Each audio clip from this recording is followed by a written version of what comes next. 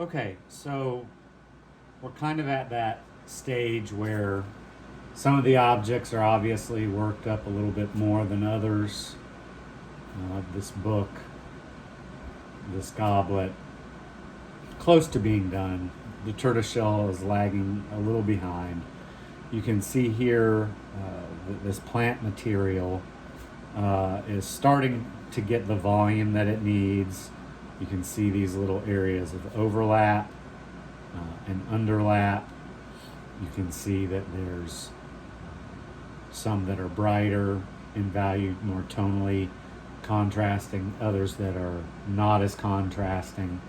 You can also still see some of the traces of the undershadow that we talked about previously that forms the base of the core or the inside. Because remember, what we're doing is not only are we creating a cast shadow that these stalks are leaving on the driftwood and on the books up here, but we're also creating the shadows that are in the core of that object, right? So, if you're looking at my hand, there's a shadow on the inside.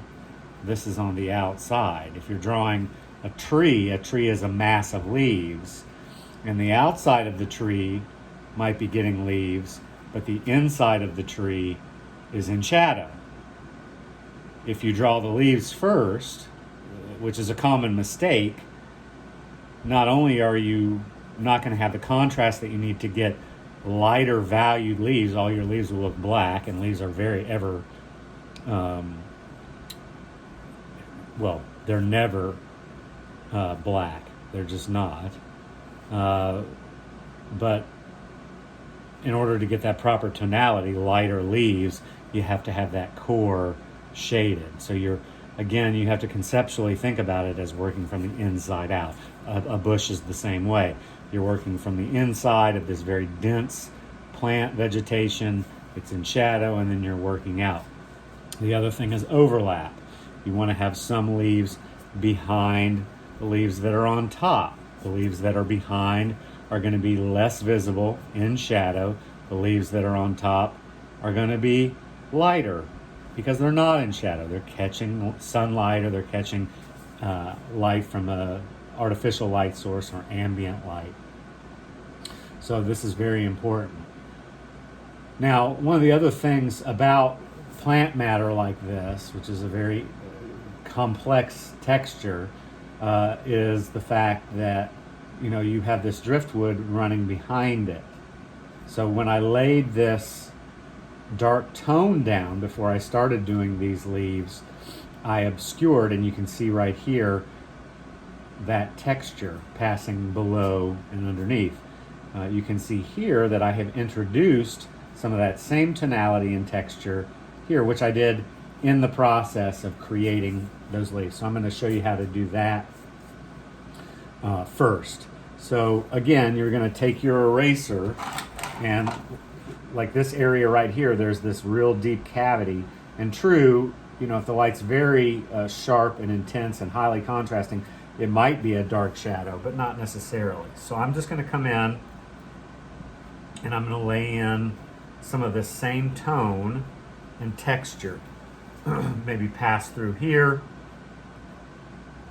and then pass over the other side. You'll notice that I'm kind of ignoring that vegetation. You might be thinking, oh, whoa, he just had all this beautiful vegetation and now he's getting rid of it. Why are you doing that? Well, because it's easier this way. I'm not going to draw in between because it's not in between. It's behind. So you have to draw what's behind first and then pull what's on top. I hope that makes sense. One thing I'm going to do here is just lightly brush off some of that excess eraser material.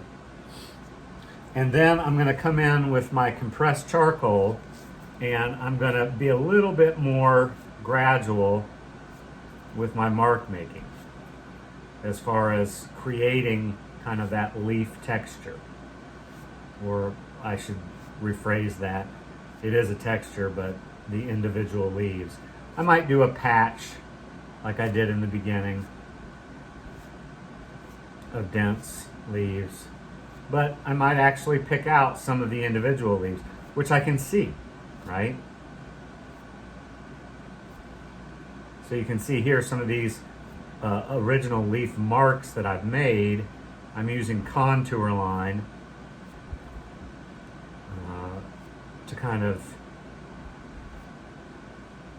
bring forward, and let's go ahead and just say perfect or refine with a little bit more of the tertiary shape. So you can see now I've got some of those areas of negative space of the driftwood coming from behind. Okay.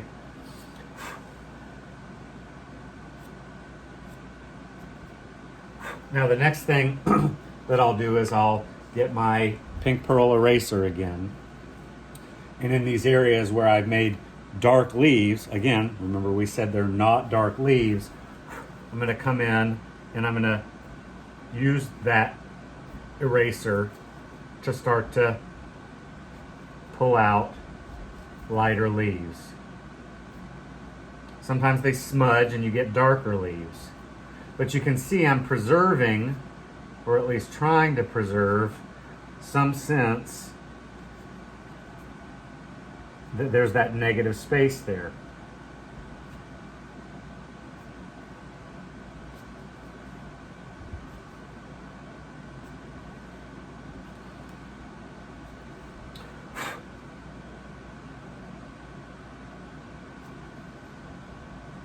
Sometimes I do slow moves like that are a little bit more precise.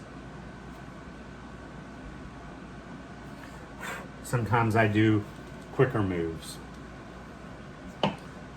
Now for some of these larger ones, I can start to come in, well, I shouldn't say just the larger ones, just the leaves in general. And I can really start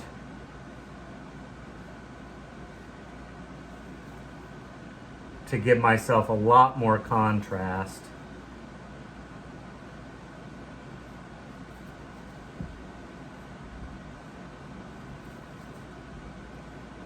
And a lot more definition to those leaves.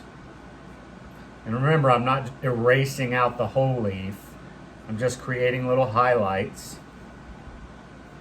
And the other thing to do, like right here, I don't want to just draw those with my eraser and pull them out, because I want some of these leaves to cross over, right? It's not like teeth. They're not side by side. There's a lot of overlap happening.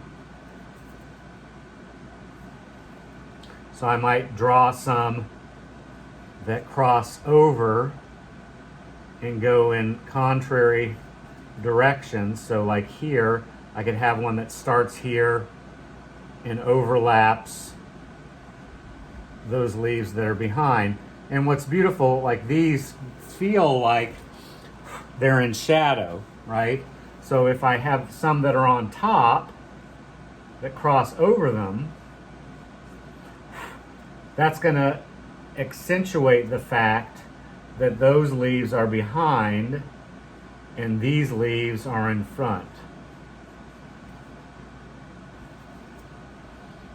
Now I might choose to pick out some of the leaves that are already there, like this one.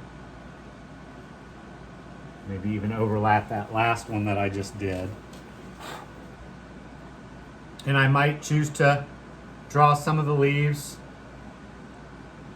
with minimal pressure so that they feel like they're in the background.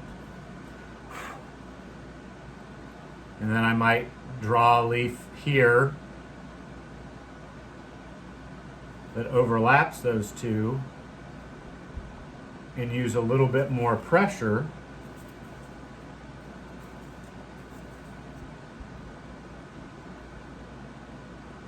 so that this leaf here actually feels like it's going behind that leaf. Now, another very important aspect, and this is part of that concept of pushing and pulling, is to go ahead and come in and start to give yourself some contour lines. Maybe you see some veins running down the center of them. Or this stalk, I might start to round it off. So it's not a step-by-step process. It's going back and forth. It's using line and dark tone. It's using eraser to pull out light. And notice how I'm not just outlining these things, but I'm giving kind of stuttery,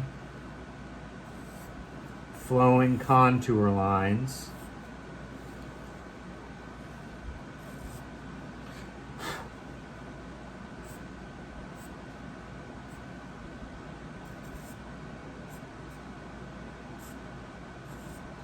So that we have lost and found edges.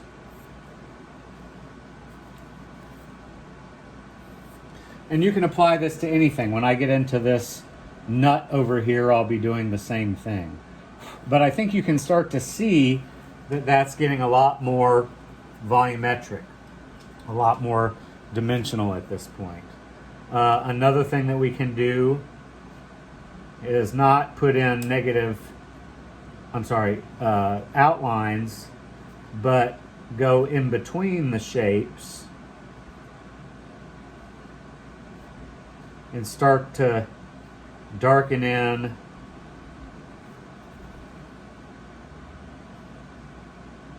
some of those negative spaces. Like here's a little negative space here. I could come in and just put a couple little hatch marks here, maybe, here, maybe, here, maybe. And I think you can see that as I start to do that, it too is going to start to focus some of these edges a little bit more, a little bit less. Another thing we can do is we can selectively move around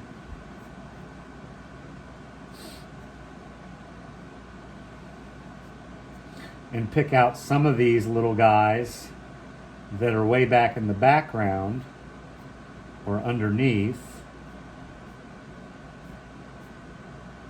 to soften or to push back into shadow, literally pushing back.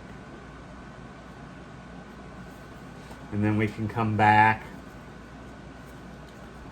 and like here's a little area where I see like a T shape, and this one seems to be passing behind this one. So I might pull that one out, let it fade as it goes behind that one. And then I could even just give a little bit of an indication of that one going behind.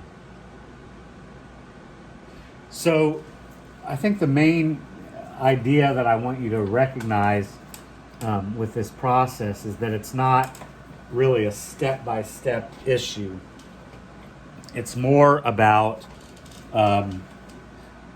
thinking about these steps as a rhythm instead of a simple repetition. A rhythm isn't just like this. That's a repetition. It's boring. A rhythm is like this.